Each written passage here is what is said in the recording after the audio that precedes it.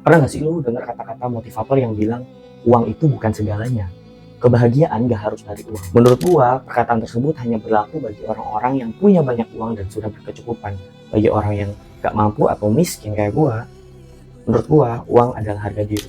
Sebelumnya perkenalkan, nama gua Ruya Sandi. Di sini gua pengen berbagi seputar kisah pendidikan gua dan kisah merintis karir.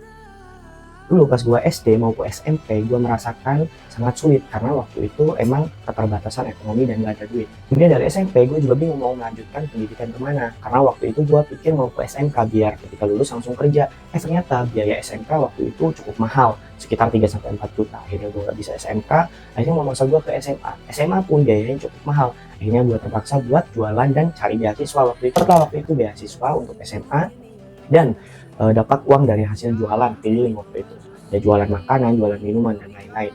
Nah pas di SMA gue mikir juga gimana pengen lanjut ke perguruan tinggi, pengen kuliah. Waktu itu juga sama keadaannya, nggak ada duit buat melanjutkan ke perkuliahan. Akhirnya sama, gue mencari beasiswa dan waktu itu dapatlah beasiswa namanya bidik misi.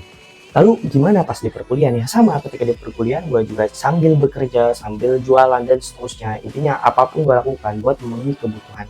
Nah dari kisah tersebut gue belajar arti kisah perjuangan dengan mencari uang dan apa arti uang ketika kita membutuhkan.